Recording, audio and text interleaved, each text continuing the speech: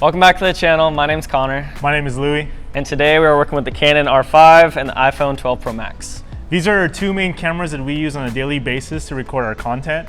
And today we're gonna see which camera is better. So today we're gonna take a few photos on the iPhone and the Canon R5 to see how far the gap is. All right, so the Canon R5 has a 45 megapixel sensor and we're using the 24-70 f2.8 lens on the camera, while the iPhone 12 Pro Max has 12 megapixel sensors on all of its camera. The ultra wide camera is an f2.4 lens, while the wide camera is an f1.6 and the telephoto is a 2.0. We're using the 24-70 lens because it's one of the most common lenses that anyone has, and it matches most of the focal lengths that the iPhone 12 Pro Max has, except for the ultra wide camera. For the purpose of this video, we're going to be using ProCam to take most of our pictures so we can control the exposure, and we're not going to be comparing the ultra wide camera as we don't have an ultra wide lens for the R5. First, I'm going to take a picture of this corner right here, and now for the Sammark telephoto lens. All right, now we're gonna try to match the focal length of the iPhone with the R5. For comparison purposes, we will not be editing any of the photos for a fair comparison. For this first photo, we instantly notice a difference in color between the R5 and iPhone. The iPhone image seemed to be more evenly exposed. The blues and greens are both more vibrant. The iPhone telephoto is the shortest focal length, followed by the Sammark lens, and then the Canon are tied for the longest. The Canon is much more sharper and the details pop out a lot more, however the iPhone isn't too far off. We also put the Sammark telephoto onto the telephoto of the iPhone, making it a 4x zoom.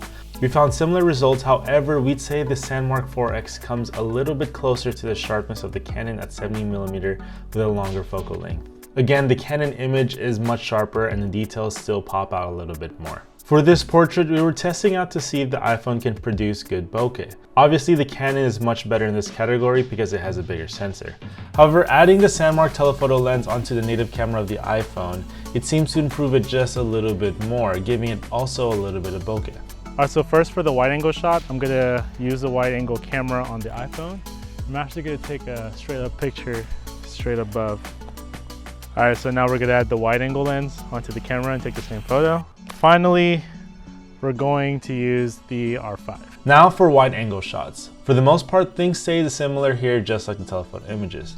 The native iPhone camera seems to give a little bit of a flare. The Sammark wide on the native iPhone wide is the widest of the three, capturing more than the Canon. Again, skies are exposed, while the Canon is a little bit more sharper with more details.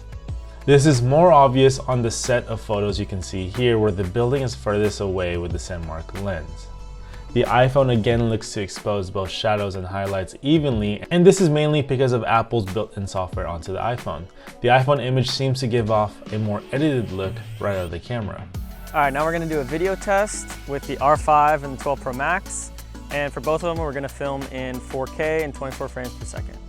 So for video, we found a few interesting things. The same exposure is happening to the iPhone here, just like the images. The skies are bluer and more exposed, and the greens are a little bit deeper than the Canon's. However, the Canon is still much sharper than the iPhone's. We would say the results here are just the same as the results that we found in the images. The same goes here for the telephoto comparison. This is actually where the R5 just blows the iPhone out of the water. Great details, sharpness, and bokeh just isn't with the iPhone in this round. For the last test, we thought of different ways to compare night mode or long exposure of the two cameras. Because the iPhone's night mode can be done handheld and still grab a good image, we figured we'd compare it with the R5 handheld. In this very low light situation, the iPhone was able to get a decent but usable image.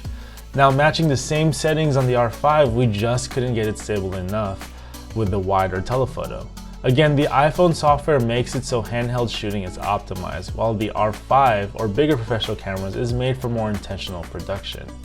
As a result, the iPhone was able to get a good photo while the R5 struggles a little bit handheld. So obviously the Canon R5 is a more superior camera compared to the iPhone 12 Pro Max. However, it's not for everyone. Through this video, we found that the iPhone 12 Pro Max is a great camera for videos and photos.